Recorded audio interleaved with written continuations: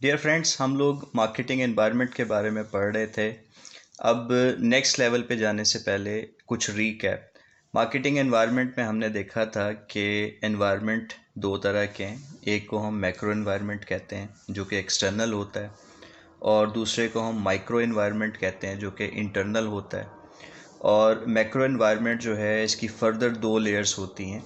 एक को हम नेचुरल एनवायरनमेंट कहते हैं, दूसरे को सोसाइटल एनवायरनमेंट कहते हैं। और ये जो सोसाइटल एनवायरनमेंट है ये 5 फोर्सेस जिन्हें जी पेस्ट भी कहा जाता है, यानी ग्लोबलाइजेशन, पॉलिटिकल, इकोनॉमिक, सोशियोलॉजिकल और टेक्नोलॉजिकल, इनका कॉम्बिनेशन होता है।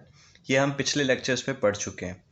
आज हम माइक्रो एनवायरनमेंट शुरू करेंगे और इसमें सबसे पहले हम बात करेंगे टास्क एनवायरनमेंट के ऊपर।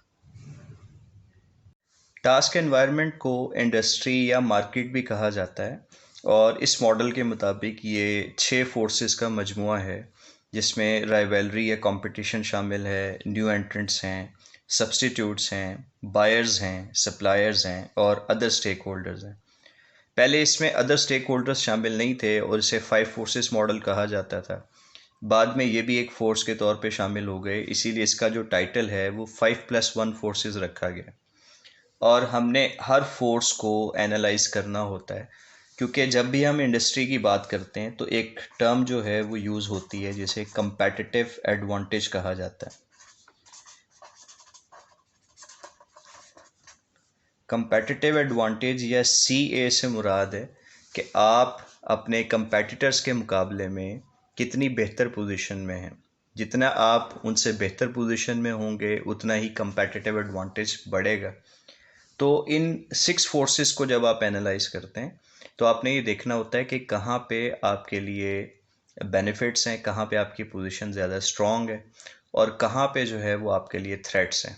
तो यूँ हम अपने जो कंपैटिटिव एडवांटेज की पोजीशन है उसको भी एनालाइज कर रहे होते हैं।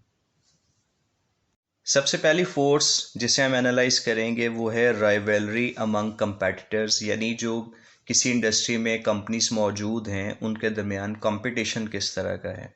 देखें, एक इंडस्ट्री, एक मार्केट जो है उसमें बहुत सारी कंपनीज होती हैं, तो वो सारी कंपनीज मिल के एक इंडस्ट्री बनाती हैं, लेकिन चूंकि उनका आपस में मुकाबला भी चल रहा होता है मार्केट शेयर के लिए। हर कोई चाहता है कि मुझे ज़्यादा सेल्स मिलें, ज़्यादा रेवेन्यूज़ मिलें, कस्टमर्स की लॉयल्टी मेरे साथ ज़्यादा रहे, तो वो आपस में compete कर रही होती हैं। अब ये कंपटीशन जो है वो कई चीज़ों पे बेस करता है। मिसाल के तौर पे नंबर ऑफ़ कंपेटिटर्स जितने ज़्यादा होंगे उतना ही कंपटीशन बढ़ेगा।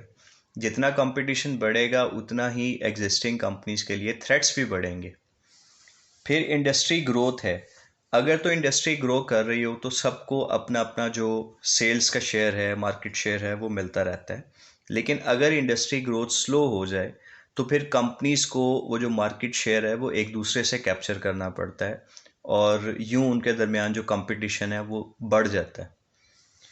ये इस चीज़ पे भी डिपेंड करता है कि आपकी प्रोडक्ट्स किस तरह की हैं। अगर आपकी प्रोडक्ट्स बहुत जेनेरिक हैं, बहुत आम हैं, यूजुअल प्रोडक्ट्स हैं, नॉर्मल प्रोडक्ट्स हैं, जो कि हर किसी के पास अवेलेबल हैं, हर जगह अवेलेबल हैं, तो फिर आपका बहुत ज़्यादा एज नहीं होगा इस इंडस्ट्री में, फिर आपका कंपटीशन बढ़ेगा।